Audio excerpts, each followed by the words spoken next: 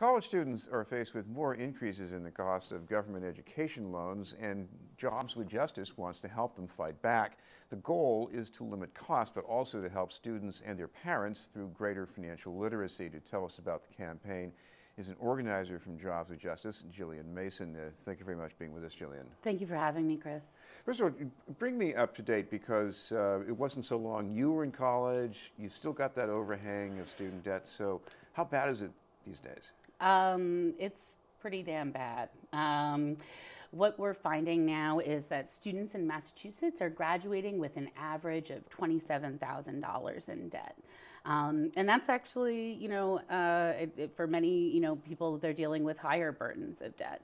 Plus, when you factor in the fact that public debt, students who are going to public universities, their debt has gone up by 27% just over the past 3 years. And so what that means is that student debt is going up for everyone. And a lot of these students are graduating like I did into a jobless economy, an economy where we still haven't recovered the amount of jobs that we would need to make our economy function. And so the basic point is that students are in a double bind, where they have all of this debt and very few opportunities to earn a decent living so that they can repay it. And that's just a recipe for mass default. What's the main reason the debt is so much more of a problem? Because is it the universities, is it the government, or the people who handle the loans? What's going on? I think it's a lot of different things.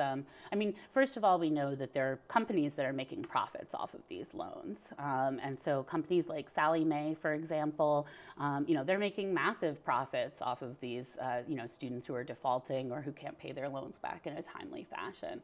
So that's one problem, is that, Sallie Mae and companies like that need to be better regulated by the government in order to, we need to make sure that they're actually doing what's fair and just with our loans. The other problem is really, I think, a kind of, a broader problem of ideas. It's that we no longer really believe in public investment in education anymore, and that's a huge issue. That means that, for example, in the public schools, we see a shift from funding by taxpayers to funding by tuition costs, and that's one of the reasons for the increase in debt in students who are going to public schools. In private schools, we see a shift from an emphasis on the public good of education to a kind of business model, which means higher salaries for administrators and fewer services for students and higher tuition bills ultimately. Well, there has been some wrestling in Congress about what to do with student loans, and for a while it looked as if students were in for a whopping increase. So what's happened since then? That whopping increase, didn't pass, but students are still facing down in increase, potential increase in the student, in the interest rates. And so, that's something that we want to, call attention to, and something that we want students to take a kind of active role in.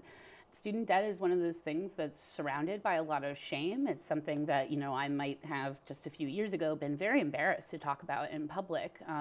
There's a sense of failure when you take out this debt and you can't pay it back. And so part of our campaign is getting to the point where people can actually talk about their debt in public. And that forces us to have a kind of more public conversation about what measures we really need to take in order to make this student debt problem better. So as far as Jobs with Justice is concerned, at least a few basics of what you'd like to see? Yes. Well, as you probably know, in the early 2000s, there was a shift in federal regulations so that students are no longer allowed to discharge their debts through bankruptcy. We'd like to see that change. Most students who have this debt are in a really untenable situation where it's impossible to pay back and they end up in default. And you stay in default for quite some time. And then in addition to that, we want to see people directly challenging Sallie Mae and other major corporations. And so we're doing a lot of direct action, as well as talking to, for example, unions that might have their pension funds invested with Sallie Mae. We want to, kind of, again, create this kind of awareness. So yeah, so we're looking for legislative reforms that allow people to manage their debt, discharge their debt in some kind of timely way, better, kind of regulations on repayment so that folks will have more opportunities to repay. But then it's also about getting out in the streets and taking action against corporations. What about the financial literacy part of this? Is that something that should come in before choosing a college and deciding how much to borrow? Or are we talking about somebody who would do the same thing all over again, but needs to deal with the financial crisis later on differently? I think it's both. We're looking at doing financial literacy both for parents who are and students who are entering college for the first time, but also for folks like me. I graduated undergrad in 2001, graduate school in 2011. And so I'm now saddled with this debt and I'm in repayment and have, I'll be frank, I have very little personal financial literacy to deal with it. And so this is something that, we all need to get apprised of. By the way, what about legislation? Anything that might be on the horizon, you think? Well, we're looking at a number of different, kind of developments. We know that Elizabeth Warren is one of our great champions. And in fact, someone from our staff will be joining us at our first meeting of our Student Debt Coalition. And so we're hoping that something good will emerge from that partnership. By the way, is this about the market forces? And I know the economy is still not all that great. But you can pick a field in which you're likely to get a job very quickly that pays well, or you can pick another field. So does it matter? I mean, you can certainly try to to anticipate where the market is going. But the truth of the matter is that a lot of the jobs that are opening in our economy right now are jobs in retail. I know when I was an adjunct professor, I can remember one of my very best students at UMass Boston.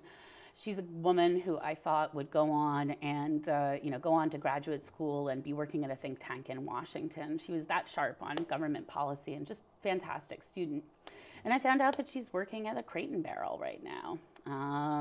That education really can only take you so far when the jobs that are opening up are jobs that are at Walmart or Crate and Barrel. And she would have made a great lobbyist too, probably. Probably. Thank you very much for being with us. Gillian Mason from Jobs with Justice.